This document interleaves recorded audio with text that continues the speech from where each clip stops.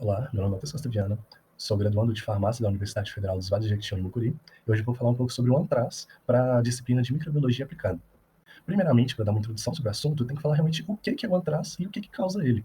O ANTRAS possui um agente etiológico chamado Bacillus anthracis gram-positivo, que é uma bactéria gram-positiva, que possui algumas características essenciais, que seria, no caso, ele é anaeróbio facultativo, o que significa que ele pode tanto reproduzir e sobreviver em ambientes que possuem O2 ou não, são encapsulados, o que significa que eles possuem uma bicamada lipídica que protegem ele contra alguns antibióticos, e eles são extremamente produtores de toxinas, que podem causar a morte do paciente ou alguns sinais bem fortes, que não seria no caso dor de cabeça, dor de garganta, tosse.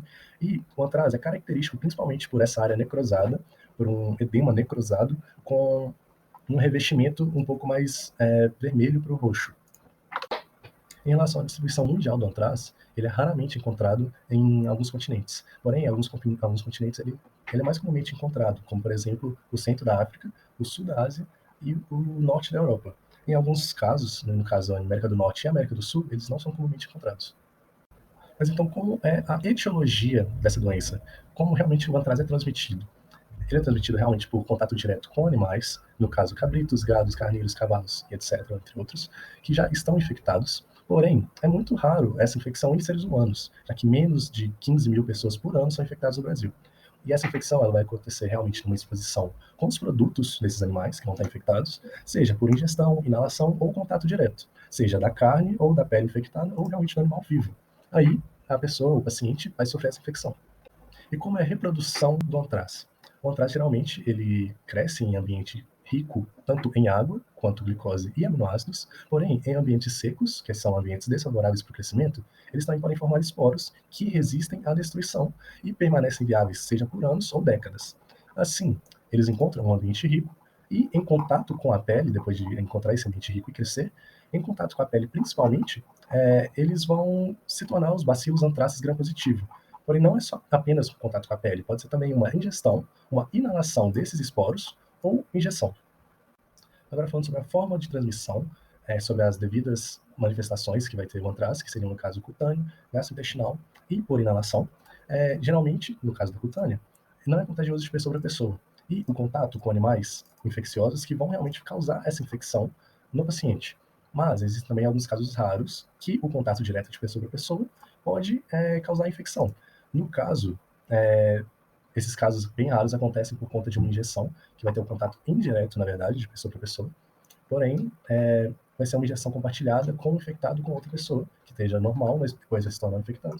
E geralmente acontece por conta de alguma ferida aberta ou escoriação, que vai aumentar a suscetibilidade, perdão, para a infecção desse antraz cutâneo. Enquanto isso, o antraz gastrointestinal, ele também não é contagioso de pessoa para pessoa, e a ingestão de carne contaminada é o principal fator para essa infecção. Então, quando vai ter uma lesão na mucosa faríngea ou intestinal, e você come essa carne infectada, vai entrar em contato com essa lesão, a carne contaminada, e vai atingir o sangue, ou realmente vai invadir o sistema do paciente.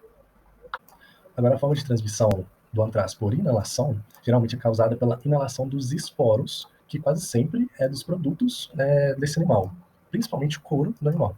E 90% das vezes é fatal. Então, infecções gastrointestinais, elas não são também transmitidas de pessoa para pessoa, porém, depois de entrar no corpo, os esporos eles vão germinar dentro dos macrófagos e vão migrar para os linfonodos regionais, e assim a bactéria vai se multiplicar continuamente.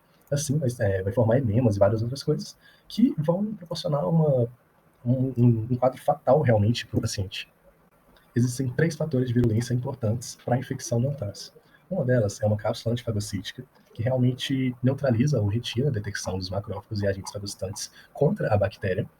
Outro fator também é uma alta capacidade de replicação, então vai ter uma replicação bem alta, o que vai realmente dificultar o trabalho dos macrófagos e alguns agentes fagocitantes, e principalmente a questão das toxinas.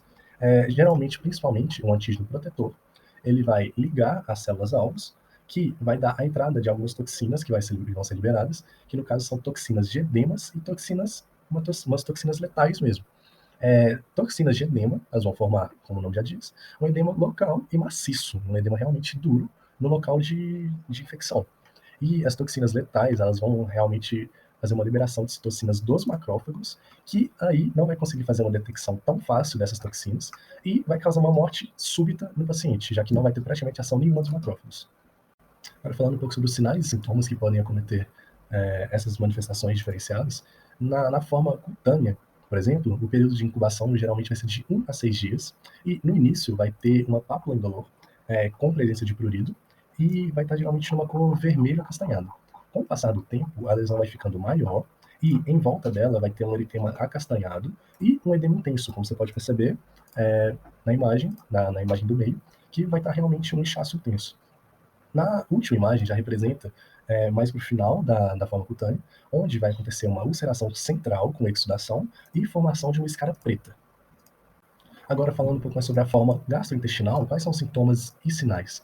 Vai ter um período de incubação também, geralmente de 1 a 6 dias, e ela pode ser tanto sintomática quanto até fatal, e levar realmente o paciente a óbito. Ela pode causar também febre, náuseas, vômitos, dor abdominal e diarreia sanguinolenta. E, geralmente, as toxinas geradas, elas vão causar tanto úlceras quanto linfadenite, e tudo vai ser realmente algo que vai ter uma hemorragia no seu intestino ou no sistema gastrointestinal por completo. Agora, na manifestação por inalação, geralmente o período de incubação pode durar mais do que 6 semanas, e os sintomas são geralmente semelhantes da gripe no início. Porém, com o tempo, ela pode agravar e evoluir para uma dor no peito e insuficiência respiratória grave. E assim, a pessoa pode também evoluir para um choque anafilático e coma. Mas como vai ser realizado o diagnóstico desse antraz? Geralmente é realizado o isolamento da bactéria, que no caso é Bacillus anthracis, e o material utilizado geralmente vai ser o sangue, principalmente, só que também pode ser utilizado tanto o exudato de lesões cutâneas, licor, o líquido pleural, o escarro e fezes. Se acontecer um caso em que aconteça uma coloração de bacilos gram-positivos, mais uma necrose na pele, geralmente já vai ser um grande indício de que vai ser um antraz cutâneo. Aí você já vai ter que perceber e já ter uma maior percepção que esse antraz cutâneo pode estar presente. Outro método utilizado comumente é o PCR, que é a reação em cadeia da polimerase, e é utilizado as amostras de sangue ou líquido pleural para realizar uma amplificação das fitas de DNA da bactéria e, assim, uma melhor determinação se a bactéria vai estar presente ou não nesse sangue, ou líquido pleural, no caso.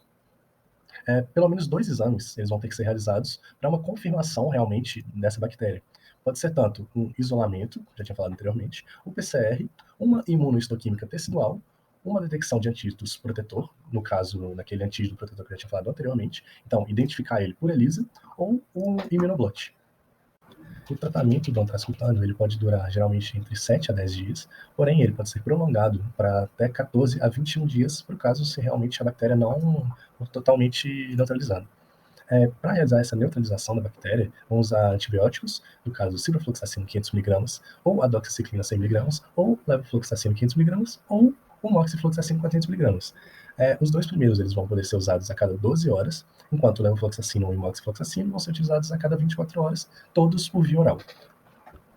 Agora, falando sobre o tratamento das outras formas, que no caso seriam a gastrointestinal e a por inalação, vão ser utilizados no mínimo 3 antibióticos, só que esses antibióticos vão ter que ter algumas especificações.